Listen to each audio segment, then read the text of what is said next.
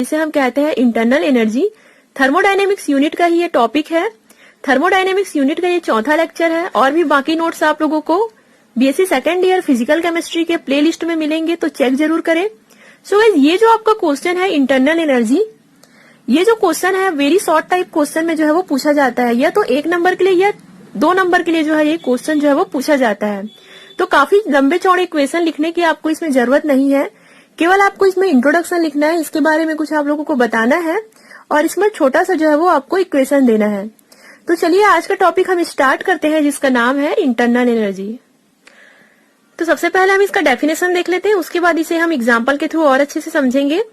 क्या कहा जा रहा है, किसी भी सिस्टम में उपस्थित सभी अवयवी कणों की समस्त प्रकार की ऊर्जाओं का योग उसकी आंतरिक ऊर्जा या इंटरनल एनर्जी जो है वो कहलाती है। हमारे पास कोई भी सिस्टम है, अब वो सिस्टम में जितने भी मॉलिक्यूल हैं, उसके अंदर बहुत सारे अवयवी कण होते हैं, जैसे कि मॉलिक्यूल, एटम, तो उनमें जितनी सारी एनर्जी है, उन सारी एनर्जी का जो भी योग होता है, मतलब उन सारे एनर्जी का जो भी टोटल होता है, वो उसकी जो है वो उस सिस्टम की जो है वो आंतरिक ऊर्जा या इंटरनल एनर्जी जो है वो कहलाती है।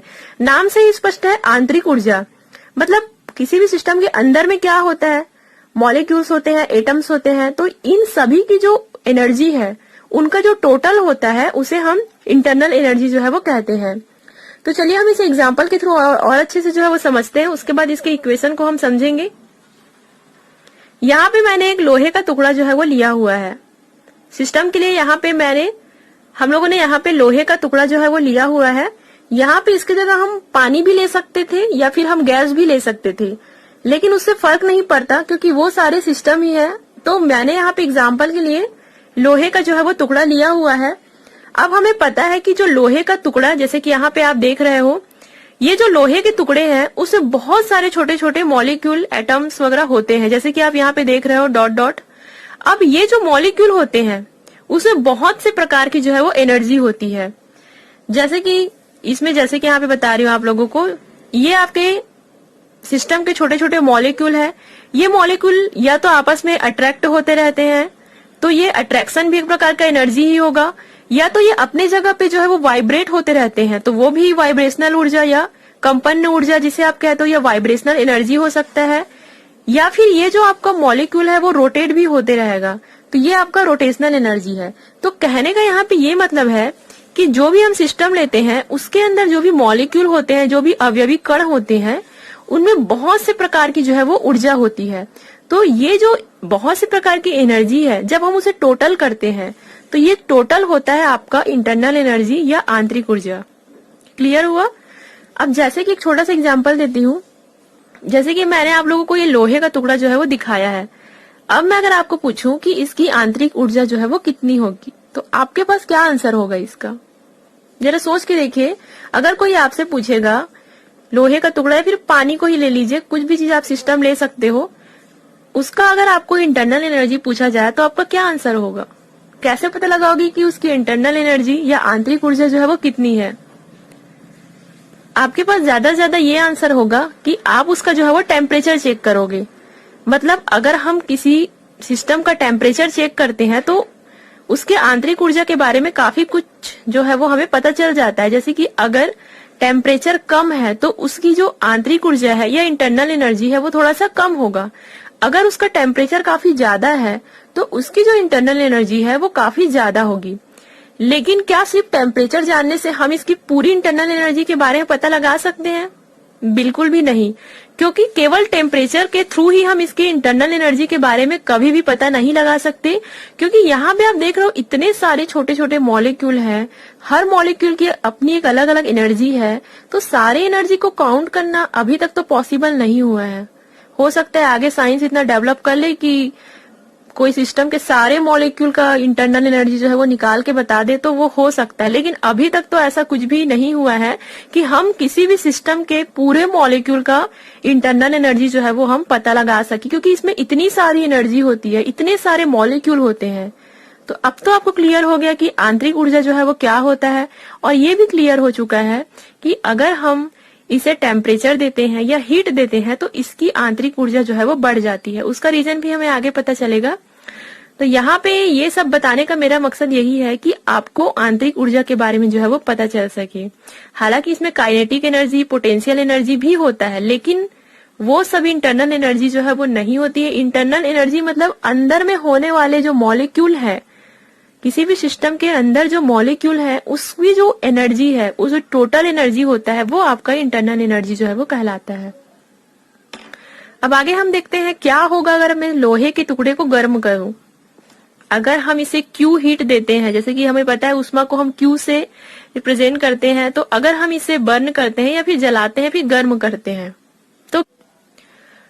तो इस सिस्टम के अंदर जो भी मॉलिक्यूल है, कण है, वो तेजी से जो है वो मूवमेंट करना स्टार्ट करेंगे। मतलब इनकी ऊर्जा जो है वो बढ़ जाएगी, इनकी जो भी इंटरनल एनर्जी है वो बढ़ने लगेगी। तो ये अभी अवस्था ए में है, मतलब स्टेट ए में है। अभी हम लोगों ने इस लोहे के टुकड़े को गर्म नहीं किया है।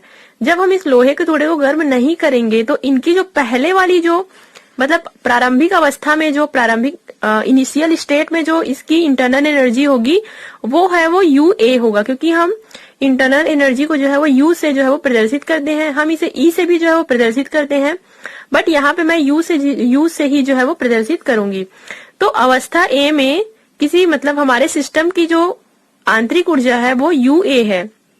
अब अगर हम इसे हीट देते हैं, क्यू उष्मा, यहाँ पे हम इसे अगर हम हीट देते हैं तो इसकी ऊर्जा जो है वो बढ़ जाती है।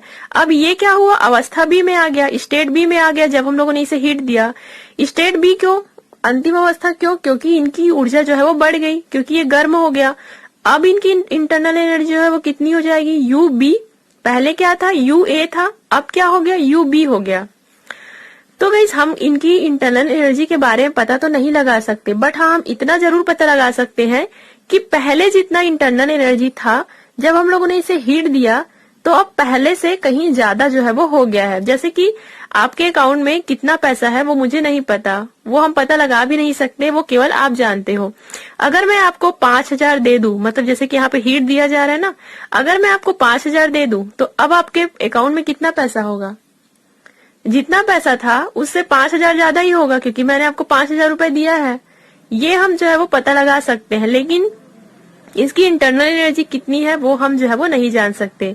तो कहने का मतलब है कि हम इसमें ऊर्जा परिवर्तन को जो है वो पता लगा सकते हैं, मतलब इंटरनल एनर्जी में जो भी ऊर्जा परिवर्तन हो रहा है, जैसे कि जिसे हम डेल्टा यू से जो है वो प्रदर्शित करते हैं। डेल्टा यू इक्वल होगा यूबी माइनस यूए, मतलब बाद में जितना इनका एनर्जी है उसको हम पहले के एनर्जी से अगर हम माइनस करें तो इसमें जो भी परिवर्तन हुआ है, ऊर्जा में जो भी परिवर्तन हुआ है आंतरिक ऊर्जा में, वो हमें जो है वो पता चल जाएगा।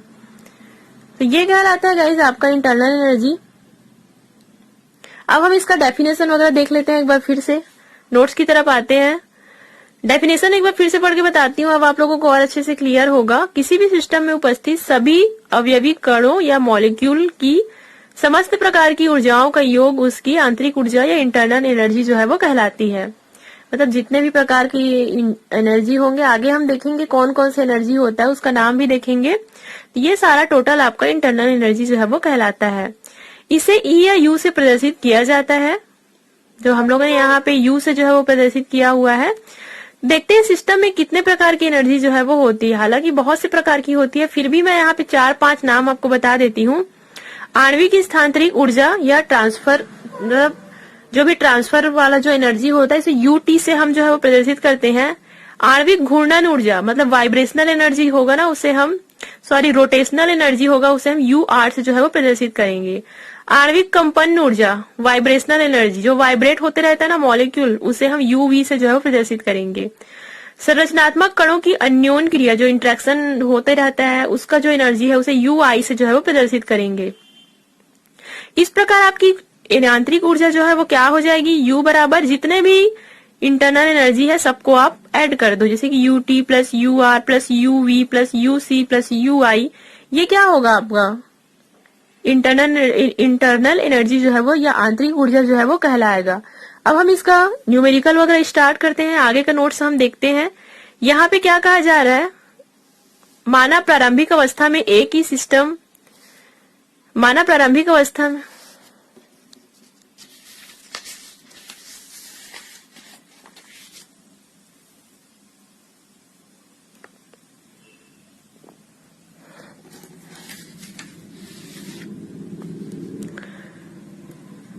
माना प्रारंभिक अवस्था ए में सिस्टम की आंतरिक ऊर्जा जो है वो UA होगी। तो जैसा कि हम डायग्राम में देख ही चुके हैं, प्रारंभिक अवस्था जिसे हम लोगों ने ए माना हुआ है, तो इंटरनल एनर्जी कितना है, UA है। एवं अंतिम अवस्था बी में सिस्टम की आंतरिक ऊर्जा जो है वो UB होगी। तो आंतरिक ऊर्जा में परिवर्तन क्या होगा, delta U equal UB minus UA। केवल यही आपको बताना था और कुछ भी नहीं है इस टॉपिक में। ये तो हुआ आपका छोटा सा एक न्यूमेरिकल, बस आपको इसमें जो ऊर्जा परिवर्तन है उसे आपको याद रखना है। अब उसके बाद हम देखते हैं कैरेक्टरिस्टिक्स ऑफ इंटरनल एनर्जी, मतलब क्या क्या विशेषताएं हैं इस आंतरिक ऊर्जा की। सबसे पहला विशेषता हम देखते हैं, आंतरिक ऊर्जा एक विस्तीर्ण गुण मतलब एक्सटेंसिव प्रॉपर्टी है। तो मैंने आप लोगों को lecture number 1 thermodynamics lecture number 1 में विस्तीर्ण गुण और गहन गुण के बारे में जो है वो बताया था, आप लोगों को जहां तक याद होगा। और ये भी बता दूं कि पिछले 5 सालों में ये जो क्वेश्चन है आपका विस्तीर्ण गुण और गहन गुण क्या है और इसके एग्जाम्पल लिखिए, ये जो आपका क्वेश्चन है 3 से 4 बार आ चुका है। तो आप इसे चेक जरूर कीजिएगा। आपको lecture number 1 thermodynamics BSc second year playlist में जो है वो मिलेंगे। लेक्चर नंबर 1 में सबसे लास्ट में आप लोगों को मैंने जो है ये बताया हुआ है। तो यहाँ पे ये कहा जा रहा है कि ये जो इंटरनल एनर्जी होती है, आंतरिक ऊर्जा है, वो एक्सटेंसिव प्रॉपर्टीज जो है वो प्रदर्शित करते हैं। तो क्या होता है ये विस्तीर्ण गुण, आपके मल्टीपल चॉइस क्वेश्चन में भी आ सकता है कि जो आंतरिक ऊर्जा है वो कौन सी प्रॉपर्टीज जो है वो प्रदर्शित करते हैं। तो आपको लिखना है एक्सटेंसिव प्रॉपर्टी मतलब विस्तीर्ण गुण। विस्तीर्ण गुण मतलब क्या होता है, जो कि सिस्टम के साइज पे डिपेंड करता है। और गहन गुण मतलब क्या होता है, जो कि साइज पे डिपेंड नहीं करता है। तो ये आंतरिक ऊर्जा क्या है, आपका विस्तीर्ण गुण है। क्यों? क्योंकि सिस्टम जितना बड़ा होगा आंतरिक ऊर्जा उतना ही ज्यादा होगा। अगर आप छोटे से सुई की अगर इंटरनल एनर्जी, छोटा सा आपके पास सुई है, जैसे कि आप एक पेन है, इस पेन की इंटरनल एनर्जी की तुलना अगर आप बहुत बड़े लोहे के टुकड़े से करोगे तो लोहे के टुकड़े में ज्यादा इंटरनल एनर्जी होगा ना। मतलब क्या डिपेंड कर रहा है, साइज पे डिपेंड कर रहा है ना। सिस्टम जितना बड़ा होगा इंटरनल एनर्जी उतना ही बड़ा होगा, आंतरिक ऊर्जा उतना ही ज्यादा होगा।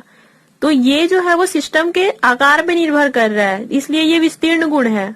याद रखिएगा, मल्टीपल चॉइस क्वेश्चन आगे जब एग्जाम दिलाओगे तो इस टाइप से छोटे छोटे क्वेश्चन जो है वो पूछे जाते हैं।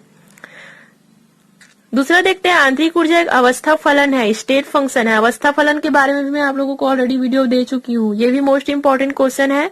अवस्था फलन पथ फलन में डिफरेंस बिटवीन, अंतर स्पष्ट कीजिए, एग्जाम में काफी टाइम्स आ चुके हैं। तो क्या कहा जा रहा है, ये जो इंटरनल एनर्जी है वो स्टेट फंक्शन है। क्यों क्यों अवस्था फलन है? क्या होता है अवस्था फलन? अवस्था फलन वो होता है जो कि अवस्था पे निर्भर करता है, मतलब प्रारंभिक और अंतिम अवस्था पर निर्भर करता है। इनिशियल और जो उसका फाइनल स्टेट है उस पे जो निर्भर करता है वो क्या है, स्टेट फंक्शन है। तो आंतरिक ऊर्जा कैसे अवस्था पर निर्भर कर रहा है, जैसे कि हम यहाँ पे एक डायग्राम में देखते हैं। अवस्था ए का आंतरिक ऊर्जा कुछ और रहेगा। अवस्था ए में क्योंकि हम लोगों ने इसे गर्म नहीं किया था, अवस्था बी में आंतरिक ऊर्जा बढ़ जाएगा क्योंकि हम लोगों ने इसे गर्म कर दिया। तो आखिर निर्भर कर रहा है ना, स्टेट पे निर्भर कर रहा है, इनिशियल स्टेट और फाइनल स्टेट पे निर्भर कर रहा है ना। तो ये हुआ क्या कि ये जो आंतरिक ऊर्जा है कि स्टेट फंक्शन का एग्जाम्पल है। समझ नहीं आ रहा अगर आप लोगों को अवस्था फलन, तो लेक्चर नंबर आप 2 जाकर के देख सकते हो, आपको क्लियर हो जाएगा। आंतरिक ऊर्जा, उष्मा और कार्य सभी को एक ही इकाई जूल में जो है वो मापा जा सकता है। इसकी जो मापने की इकाई है वो जूल होती है। ये लास्ट वाला अब मत लिखना, केवल आपको 3 जो है वो यहाँ पे लिखना है। 1 2 3 कैरेक्टरिस्टिक्स ऑफ इंटरनल एनर्जी जो है वो आपको लिखना है। 2 चीज आप अच्छे से जानिए, इसमें ये जो है वो एक्सटेंसिव प्रॉपर्टीज प्रदर्शित करते हैं और ये जो है वो स्टेट फंक्शन का एग्जाम्पल है आंतरिक ऊर्जा। ठीक है गाइस, तो आई होप आज का टॉपिक आप लोगों को समझ आया होगा। तो ऐसी ही वीडियोस के लिए चैनल को सब्सक्राइब और लाइक जरूर करें और आप मुझे इंस्टाग्राम में भी फॉलो कर सकते हो। Thank you so much guys for watching this video.